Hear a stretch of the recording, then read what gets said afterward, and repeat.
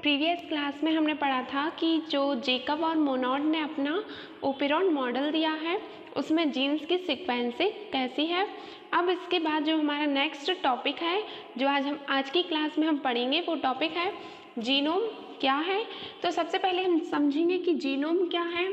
तो आपको पता है कि हमारी बॉडी जो है उसमें बहुत सारी सेल्स होती हैं और हमारी जो बॉडी है वो बहुत सारी सेल्स से मिलकर बनती है, यानी कोशिकाओं से बनती है। उन सभी कोशिकाओं में अपना अपना एक आनुवांशिक पदार्थ या जिसे हम जेनेटिकली मटेरियल कह सकते हैं पाया जाता है। तो इस जेनेटिकली मटेरियल में जो सबसे ज़्यादा इम्पॉर्टेंट होता है वो डीएनए होता है और डीएनए गुणसूत्र और जो क्रोमोसोम्स हैं उसके ऊपर जीन्स पाए जाते हैं। तो ह्यूमन बॉडी में जितने भी जीन्स हैं, जितने भी डीएनए हैं, यानी कि टोटल हम कह सकते हैं जितना भी आनुवांशिक पदार्थ पाया जाता है उस आनुवांशिक पदार्थ को हम एक साथ जीनोम का नाम देते हैं, या हम कह सकते हैं मनुष्य के शरीर में पाए जाने वाले सभी जीन और आनुवांशिक संगठन को एक साथ जीनोम कहा जाता है। अब यदि हम बात करें कि जीनोम का अध्ययन किस शाखा में किया जाता है, तो जीनोम का अध्ययन विज्ञान की जिस भी शाखा के अंतर्गत किया जाता है उस शाखा के लिए हम जीनोमिक्स कहते हैं। जीनोमिक्स। और जो जीनोम शब्द है, जीनोम शब्द का सबसे पहले जो उपयोग था या जीनोम शब्द जो दिया है वो हैंस विंकलर ने दिया है। Hence Winkler.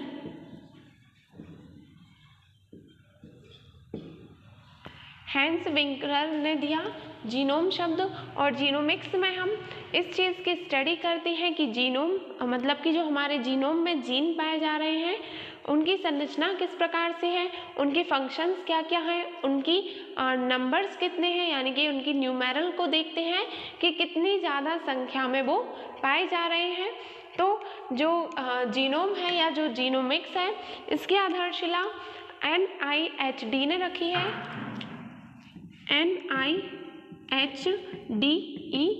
NIHD जो है एक अंतर्राष्ट्रीय या इंटरनेशनल इंस्टीट्यूट है जो कि USA के संचालन में होता है, यानी USA जो है उसे ऑपरेट करता है। और इस NIHD का फुल फॉर्म है national institute of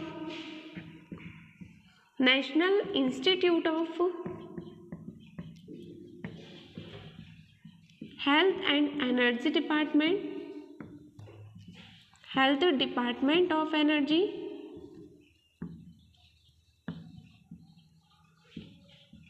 health department of energy. तो NIHD का भी पूरा नाम पूछ लिया जाता है। तो NIHD का पूरा नाम है national institute of health department of energy. अब इसके बाद इस संस्था का ये वर्क होता है कि जितनी भी मानव जनसंख्या है उन सभी के जीनोम को इकट्ठा करें। उन सभी के जीनोम को इकट्ठा करने के बाद सबसे पहले वो क्या करते हैं, इन जीनोम का एक मैप बनाते हैं, यानी कि एक मानचित्र बनाते हैं। देन उसके बाद उनका जो फर्स्ट स्टेप होता है जीनोम का कि वो किस प्रकार से उसका मानचित्र बनाएंगे, और सेकंड उनका एक और स्टेप होता है जिसे हम क्लोनिंग कहते हैं। सबसे पहले की जो हमारी यूनिट फर्स्ट थी जीवों में जनन, उसमें बताया था क्लोनिंग का मतलब होता है अपने समान कॉपी को बनाना या एग्जैक्ट कॉपी अपने जैसी बनाना। तो क्लोनिंग में हम जितने भी जीनोम्स इकट्ठे करते हैं, जीनोम मतलब कि जीन और डीएनए, उन जीनोम्स की क्लोनिंग करते हैं, मतलब उनकी संख्या को बढ़ाते हैं और उन्हीं जैसे बहुत सारे जीनोम्स और बना लेते हैं। देन उसके बाद जीनोम की क्लोनिंग के बाद एक और स्टेप आता है जिसे हम जीनोम सीक्वेंसिंग कहते हैं। सीक्वेंस का अर्थ होता है एक निश्चित क्रम में किसी भी चीज़ को अरेंज करना।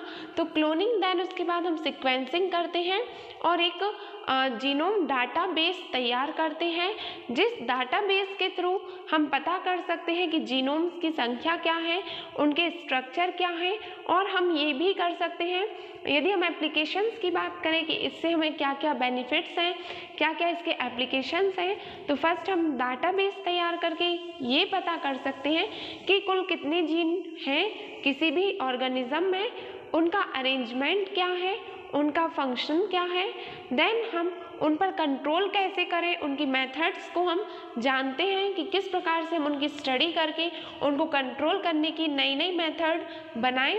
देन इसके बाद जीनोमिक्स बहुत सारे फील्ड में वर्क कर रहा है, और जो HGP है मोस्टली हमारे लिए दो पढ़ना है, HGP और RGP को पढ़ना है। यहाँ पे जो HGP है, HGP का पूरा नाम है ह्यूमन जीनोम प्रोजेक्ट या मानव जीनोम परियोजना, और जो RGP है, RGP का पूरा नाम है राइज जीनोम परियोजना। तो सबसे पहले हम बात करेंगे ह्यूमन जीनोम परियोजना या मानव जीनोम परियोजना की। तो जो मानव जीनोम परियोजना है, इस मानव जीनोम परियोजना की जो शुरुआत है वो 1 अक्टूबर 1990 से स्टार्ट हुआ था। देन ये जो परियोजना है वो 10 साल में इन्होंने अपना पूरा वर्क करके अपने रिजल्ट को दिया था, और ये जो परियोजना है वो दिसंबर 2000 तक पूरी तरह से कंप्लीट हो गई थी। यानी कि HGP मानव जीनोम परियोजना पर अलग अलग साइंटिस्ट ने वर्क किया और मानव जीनोम का अध्ययन किया, यानी मानव में जितने भी जीनोम हैं, जीन्स हैं, DNA है, उन सभी का एनालिसिस किया, उनकी संरचना को देखा, उनके वर्क को देखा, देन उनको कंट्रोल कैसे करें ये देखा, और उन्होंने एक रिजल्ट दिया कि जो ह्यूमन है, ह्यूमन के जीनोम में 3 बिलियन क्षारक युग्म पाए जाते हैं, 3 बिलियन क्षारक युग्म।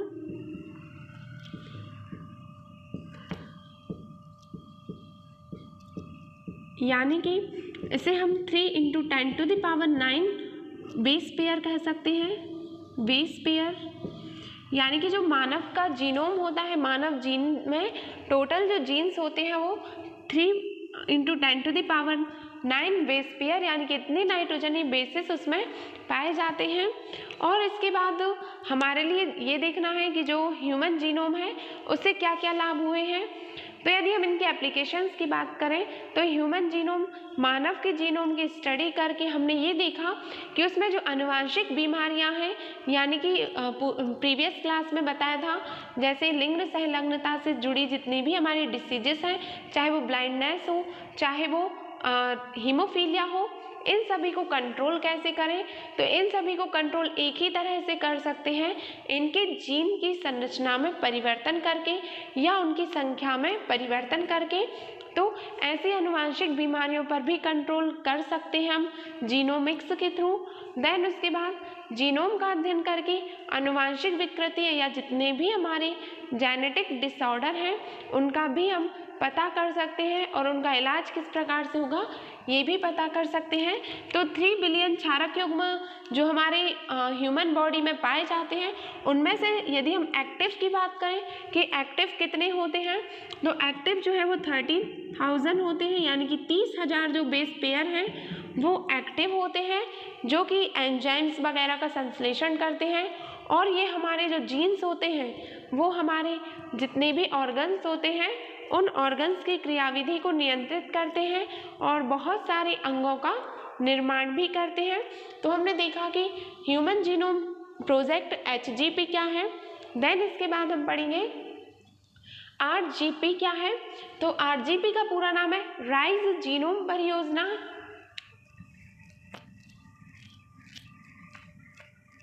RGP राइज जीनोम परियोजना या प्रोजेक्ट। आपको पता है कि जो हमारा भारत देश है, यानी कि इंडियन जो कंट्री है, हमारे देश में सबसे ज़्यादा चावल जो है वो खाद्यान्न के रूप में प्रयुक्त होता है। यानी कि हमारे देश की लगभग जो आधी जनसंख्या है या पॉपुलेशन है, उसका जो मेन फूड का सोर्स है वो चावल है, यानी कि चावल आधी आबादी का भोजन है।